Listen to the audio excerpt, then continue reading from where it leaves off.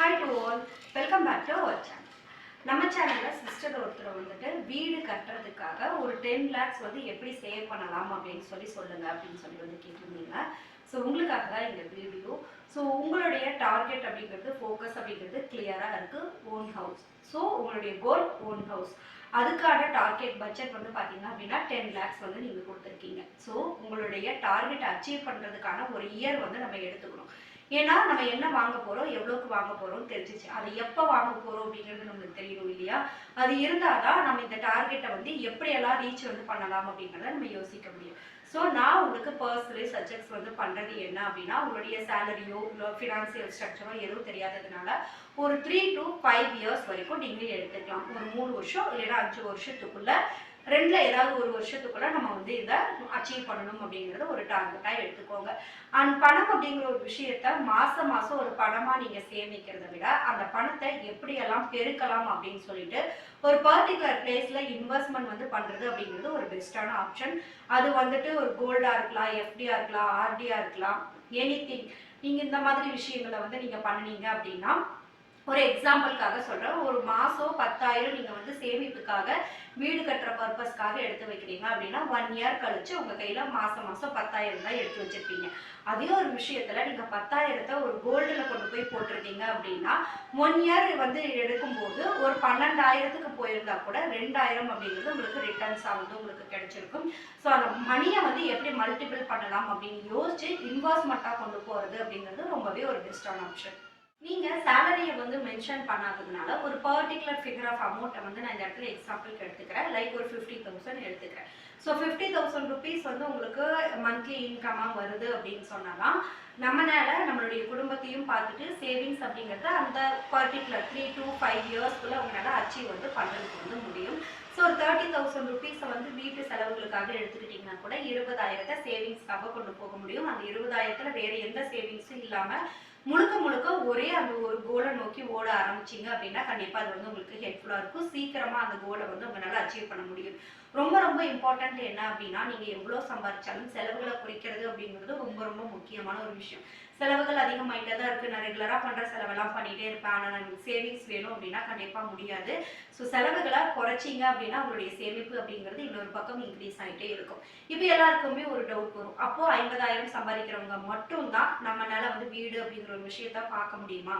அதுக்கு கீழே இருக்கிறவங்க வந்து வாங்க முடியாதா, கட்ட முடியாதா, ஸ்ட்ரகிள்ஸ் ஃபேஸ் பண்ணுவோமா அப்படின்னு கேட்போம். இவங்களுக்கும் என்ன ஒரு வித்தியாசம் இருக்கும் அப்படின்னா, இவங்களால ஈஸியா, அதாவது கொஞ்சம் இவங்களை விட சேலரி கம்மியா வாங்குறவங்களை விட ஒரு 50,000 வாங்குறவங்க அப்படிங்கிறவங்க அந்த ஓட்டத்துல கொஞ்சம் சீக்கிரமா ஓடிடுவாங்க. இவங்க கொஞ்சம் பிக்கப் லேட் ஆகும், அவ்வளவுதான் வித்தியாசம். ஸோ எல்லாருனாலையுமே நிச்சயமா முடியும். இவங்க ஒரு 5 வருஷத்துல ஒரு வீடு வாங்குறாங்க அப்படின்னா ஒரு 20,000 15,000 சேலரி வாங்குறவங்க ஒரு 10 வருஷத்துல கட்டலாம். இதுதான் டிஃபரன்ஷியேட் ஆகும். ஸோ நான் 50,000க்கு நான் உங்களுக்கு சொல்றேன், இது உங்களுக்கு எப்படி சூட் ஆகுது அப்படிங்கிறத வந்து நீங்க பார்த்துக்கோங்க. வீட்டுக்காக சேமிக்கக்கூடிய தொகைகளை ஒரு என்வலப் மெத்தட்ல கரெக்டா ரெகுலரா வந்து ஃபாலோ பண்ணுங்க. லைக் நீங்க எவ்ரி மந்த் 10,000 20,000 சேவிங்ஸ்க்காக எடுத்து வைக்கிறீங்க அப்படின்னா அதுக்கு ஒரு தனி என்வலப் கவர்ல வந்து நீங்க போட்டு வந்து நீங்க சேவ் பண்ணுங்க. அதை இன்வெஸ்ட்மெண்ட்டா மாத்துறீங்க அப்படின்னா அது ஒரு பர்டிகுலர் பேங்க் அக்கௌண்ட்டுக்கு வந்து நீங்க மாத்துங்க. ஹஸ்பண்ட் நேம்லயோ உங்க நேம்லயோ ஒரு அக்கௌண்ட் வந்து பர்டிகுலரா வந்து மெயின்டைன் பண்ணுங்க. எவ்ரி மந்த் நீங்க சேவ் பண்ணக்கூடிய அமௌண்ட்டை அந்த பேங்க் அக்கௌண்ட்ல எஃப்டியாவோ ஆர்டியாவோ வேற ஏதாவது இன்வெஸ்ட்மெண்ட்டாவோ நீங்க போட்டு வச்சுடுவாங்க. அப்படி இல்லைன்னா கோல்டு சிப்டா வந்து நீங்க வந்து போடுங்க. இது ரொம்ப பெஸ்டான ஒரு ஆப்ஷன். அண்ட் நீங்க எக்ஸ்பென்சஸ்ல ஏதாவது குறைக்கிறீங்க, ஏதாவது ஒரு இந்த மாசம் 30,000 எடுத்து வைக்கிறீங்க வீட்டு செலவுக்காக, அதுல வந்து ஒரு 5,000 3,000 சேவ் பண்ணிட்டீங்க அப்படின்னா அதை வேற ஏதாவது ஒரு பர்பஸ்க்காக யூஸ் பண்ணாம இதுக்கு ஃபோக்கஸ் அண்ட் இம்பார்ட்டன்ஸ் கொடுத்து வீட்டு கணக்குக்காகவே அதையும் இன்னும் கொஞ்சம் ஆட் பண்ணினீங்க அப்படின்னா அமௌண்ட் அப்படிங்கிறது உங்களுக்கு சீக்கிரமா வந்து உங்களுக்கு கலெக்ட் ஆயிரும். வருமானம் குறைவா இருக்குங்கிறவங்க இல்ல டார்கெட்டை சீக்கிரமாவே அச்சீவ் பண்ணணும்னு நினைக்கிறவங்க உங்களுடைய எக்ஸ்ட்ரா இன்கம்மை வந்து கிரியேட் பண்றதுக்கு வந்து பாருங்க, வீட்லயே ஒரு சின்னதா ஒரு பிசினஸ் அப்படிங்கிறத வந்து ஸ்டார்ட் பண்ணுங்க. ஒரு டெய்லரிங்கா இருக்கட்டும், ஒரு பேக்கிங் ஐட்டமா இருக்கட்டும், இல்ல ஆன்லைன் கிளாஸஸ் வந்து ஹேண்டில் பண்றது, உங்களுக்கு ஏதாவது ஸ்கில்ஸ் இருக்கு அப்படின்னா அதை வந்து ஒரு ஸ்டூடெண்ட்ஸ்க்கு வந்து நீங்க கற்றுக் கொடுக்கறது மூலயமா வந்துட்டு உங்களால மணி அப்படிங்கிற ஒரு விஷயத்த வந்து ஏர்ன் பண்ண முடியும். ஸோ அடிஷ்னலா அப்படி வேற என்ன நம்மளால பண்ண முடியும் அப்படிங்கிறத பார்த்துட்டு ஒரு சேல்ஸ் ஒரு பிசினஸ் வந்து ஸ்டார்ட் பண்ணுங்க. அதுல இருந்து வரக்கூடிய ப்ராஃபிட் அப்படிங்கிற ஒரு விஷயத்த உங்களுடைய டார்கெட்டை அச்சீவ் பண்ணுறதுக்கு அது ரொம்ப ரொம்ப ஹெல்ப்ஃபுல்லாக இருக்கும். இன்னும் உங்களால் மோட்டிவேட் ஆகுங்க. உங்களுடைய இன்கம் வந்து இன்க்ரீஸ் ஆயிடுச்சு அப்படின்னா ஆட்டோமேட்டிக்காக உங்களுடைய சேவிங்ஸ் இன்க்ரீஸ் ஆகும். உங்களுடைய சேவிங்ஸ் இன்க்ரீஸ் ஆகும்போது உங்களுடைய டார்கெட்டை ஈஸியாக வந்து சீக்கிரமாக வந்து நீங்கள் அச்சீவ் பண்ணிடுவீங்க. சில சேவிங் சேலஞ்சை வந்து இந்த வீடியோவில் வந்து உங்களுக்கு நான் அட்டாச் பண்ணுறேன். அதாவது டெய்லி நீங்கள் எப்படிலாம் மணி சேவ் பண்ணலாம், வாரத்தில் நீங்கள் எப்படி மணி சேவ் பண்ணலாம், அண்ட் 3 years அண்ட் 5 years இந்த ரெண்டுக்குமே எப்படி வந்து அமௌண்ட்டை ஸ்ப்ளிட் பண்ணி சேவ் பண்ணீங்க அப்படின்னா அந்த பர்டிகுலர் இயரில் நீங்கள் நினச்ச அந்த 10 லட்சத்தை வந்து கரெக்டாக சேவ் வந்து பண்ண முடியும், அந்த டார்கெட்டை அச்சீவ் பண்ண முடியும் அப்படின்னு சொல்லிட்டு ஒரு காலமும் வந்து நான் உங்களுக்கு கொடுக்குறேன். இது எல்லாமே உங்களுடைய மணி சேவிங்ஸுக்கு கண்டிப்பாக ஹெல்ப்ஃபுல்லாக வந்து இருக்கும். அண்ட் பர்சனலி என்னுடைய சில டிப்ஸையும் உங்களுக்கு நான் ஷேர் பண்ணுறேன். அதாவது நீங்கள் பணம் வந்து சேமிக்கணும்னு முடிவு பண்ணிட்டீங்கன்னா கண்டிப்பாக அது இன்வெஸ்ட்மெண்ட்டில் வந்து போடுங்க. அது ரொம்ப ரொம்ப பெட்டரான ஒரு விஷயம். ஏன்னா அது 10 லட்சமா நீங்கள் பணமாக சேமிக்கும் போது 10 லட்சமா இருக்கும். அதுவே ஒரு இன்வெஸ்ட்மெண்ட் வந்து போட்டிங்க அப்படின்னா கண்டிப்பாக ஒரு 50,000 1 லட்சம் வரைக்கும் ரிட்டர்ன்ஸ் அப்படிங்கிறது வந்து உங்களுக்கு கிடைக்கிறதுக்கான சான்ஸ் வந்து இருக்குது.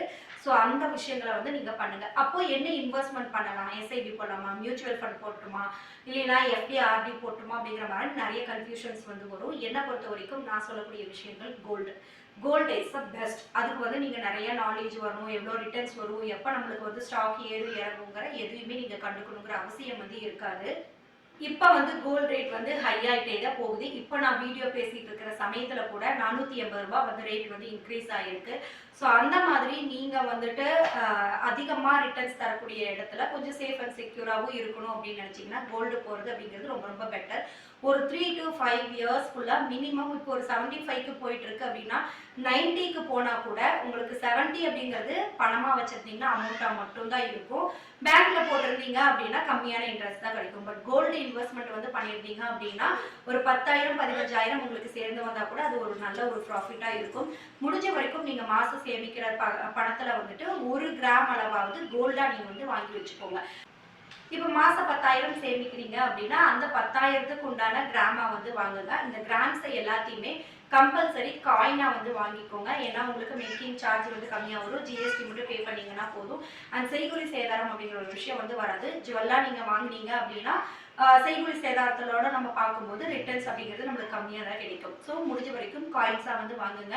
நம்ம பணமெல்லாம் சேர்த்து வச்சு ஒரு 2-3 மாதம் ஆகட்டும், ஒரு பவுனாக வந்து வாங்கலாம் அப்படின்னு வெயிட் பண்ணாமல் ஒரு மாதமுமே உங்கள் கையில் இருக்கக்கூடிய தொகைக்கு தகுந்த மாதிரி கிராம்ஸாக வந்து ஆட் பண்ணிட்டு வந்தீங்க அப்படின்னா கோல்டை வந்து ஆவரேஜ் பண்ணிக்கலாம். உங்களுடைய ரிட்டர்ன்ஸ் அப்படிங்கிறது நல்லாவே உங்களுக்கு கிடைக்கும்.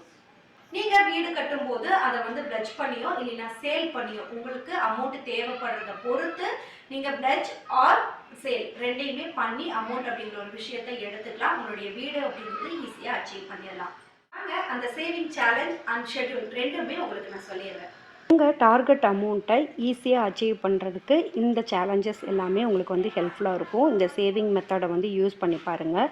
ஃபர்ஸ்ட் வந்து பார்த்தீங்க அப்படின்னா டெய்லி சேவிங்ஸ். டெய்லியுமே நீங்கள் வந்து ஒரு 300 ருபீஸ் வந்து எடுத்து வைக்கிறீங்க அப்படின்னா டார்கெட் இயர் வந்து ஒரு 3 இயராக இருக்கும்போது உங்களால் 3,28,000 வந்து சேவ் பண்ணியிருக்கிறதுக்கு முடியும். அதாவது ஒரு வருஷத்துக்கு 1,09,500 ரூபாய் வந்து சேவ் பண்ணுவீங்க. அதுவே 3 இயர்ஸ் போட்டிங்க அப்படின்னா 3,28,500 ரூபாய் உங்கள் கையில் வந்து சேவிங்ஸ் ஆகிருக்கும். இதே டெய்லியும் 300 ரூபாயை 5 இயர்ஸ்க்கு நீங்கள் தொடர்ந்து எடுத்து வைக்கிறீங்க அப்படின்னா 5,47,500 ரூபாய் வந்து நீங்கள் சேவ் பண்ணியிருந்திருப்பீங்க. ஸோ இதுதான் டெய்லி நீங்கள் பண்ண வேண்டிய சேவிங்ஸ். அண்ட் நீங்கள் வாரத்துக்கு ஒரு தடவை நீங்கள் சேமிக்கிறீங்க அப்படின்னா இந்த மெத்தட் வந்து கொஞ்சம் பெஸ்ட்டாக இருக்கும். அதாவது ஃபஸ்ட்டு வாரம் நீங்கள் ஒரு சண்டே எடுத்துக்கிறீங்கன்னு வச்சுக்கலாம். சண்டே ஃபர்ஸ்ட் வீக் வந்து 100 ருபீஸ் சேவ் பண்ணுவீங்க. செகண்ட் வீக் வந்து 200 ருபீஸ். தேர்ட் சண்டே வந்துட்டு 300 ருபீஸ். இந்த மாதிரி 52 வாரம் நம்ம சேர்த்த போகிறோம். ஸோ 1 இயருக்கு 1,37,800 ருபீஸ் வந்து நீங்கள் சேவ் பண்ணியிருப்பீங்க. அதுவே 3 வருஷத்துக்கு சேர்த்திருந்தீங்க அப்படின்னா தொடர்ந்து 4,13,400 ரூபாய் வந்து சேர்த்திருப்பீங்க. அண்ட் 5 வருஷத்தில் 6,89,000 ரூபாய் வந்து நீங்கள் சேர்த்திருந்திருப்பீங்க. இது உங்களுடைய கனவை அச்சீவ் பண்ணுறதுக்கு ரொம்ப ரொம்ப பெஸ்ட்டாக வந்து இருக்கும். ஸோ டெய்லி உங்களால் சேமிக்க முடியல அப்படின்னா வார சேமிப்பு எடுத்துக்கோங்க. ஃபஸ்ட்டு இனிஷியலாக தொடங்கும்போது சின்ன சின்ன அமௌண்ட்டில் தொடங்கி 52வது வாரம் போகும்போது அமௌண்ட் வந்து அதிகமாகும். ஸோ ஒருவேளை உங்கள் கையில் என்னைக்காவது அமௌண்ட் வந்து அதிகமாக இருக்குது, இப்போது ஒரு வந்து 300 உங்களுக்கு இருக்குது அப்படின்னா அதை 3rd வீக்குக்கு டிக் பண்ணிக்கோங்க. அமௌண்ட்டு கம்மியாக இருக்கும்போது 1st வீக்குக்கு சேர்த்து வச்சுக்கோங்க. அந்த மாதிரி ரிவர்ஸில் கூட நீங்கள் வரலாம். ஸோ சின்ன சின்ன எக்ஸ்பென்சஸை கூட வந்து கரெக்டான விதத்தில் பண்ணினீங்க அப்படின்னா இந்த வார சேமிப்பு அப்படிங்கிறது உங்களுக்கு ஈஸியாக வந்து இருக்கும். அண்ட் ஃபைனலி நீங்கள் மந்த்லி சேவிங்ஸ் வந்து பண்ணுறீங்க அப்படின்னா உங்களுடைய டார்கெட் அமௌண்ட் 10 lakhs வந்துட்டு எப்போ வந்து கரெக்டாக நீங்கள் அச்சீவ் பண்ண முடியும் அப்படின்னா மாதம் 15,000 நீங்கள் தொடர்ந்து 5.5 வருஷம், அதாவது 5 years 7 months நீங்கள் எடுத்து வச்சிங்க அப்படின்னா கண்டிப்பாக இந்த அமௌண்ட்டை வந்து ஈஸியாக வந்து ஃபிக்ஸ் வந்து நீங்கள் பண்ணிடலாம்.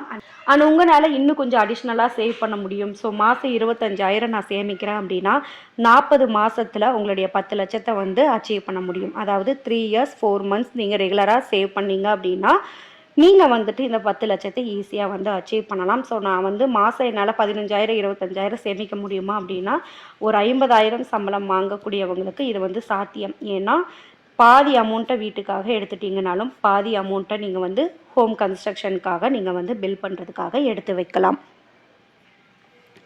ஒரு விஷயத்தில் எப்போவுமே கண்ட்ரோல்டாக வந்து இருங்க. என்னுடைய டார்கெட் ஹோமை கன்ஸ்ட்ரக்ட் பண்ணி முடிக்கிற வரைக்கும் அன்வான்ட் எக்ஸ்பென்சஸ் எதுவுமே நான் வந்து பண்ண போகிறது கிடையாது அப்படிங்கிற ஒரு விஷயத்தை வந்து கரெக்டாக வந்து ஃபாலோ பண்ணிங்க அப்படின்னா இது எல்லார் மேலேயுமே நிச்சயமாக சாத்தியம்தான். இதை தாண்டி இன்னும் உங்களுக்கு நிறைய ஐடியாஸ் வந்து வேணும், டிப்ஸ் வந்து வேணும் அப்படின்னா இப்போது ரீசன்ட் டேஸாக ஒரு மூவி வந்து வந்திருக்கு, ரிலீஸ் ஆகிருக்கு. அந்த மூவி வந்து பார்த்திங்க அப்படின்னா 3 BHK. அந்த மூவியில் பேசப்பட்டு இருக்கக்கூடிய ஃபினான்ஷியல் பார்ட்டை பற்றி நம்ம ஒரு வீடியோ வந்து மேக் பண்ணி போட்டிருக்கோம். கண்டிப்பாக உங்களுடைய ட்ரீம் ஹவுஸை அச்சீவ் பண்ணுறதுக்கு அந்த வீடியோவில் நிறையா டிப்ஸ் வந்து உங்களுக்கு கிடைக்கலாம். உங்களுடைய ஃப்ரீ ஹார்ஸ் இருந்தால் வாட்ச் பண்ணி பாருங்கள். டிஸ்கிரிப்ஷனில் லிங்க் வந்து கொடுக்குறேன். மேலும் ஏதாவது சந்தேகங்கள் வந்து உங்களுக்கு இருந்துச்சு அப்படின்னா மறக்காமல் கமெண்ட்ஸில் வந்து கேளுங்க, நான் உங்களுக்கு வந்து ரெஸ்பான்ஸ் பண்ணுறேன்.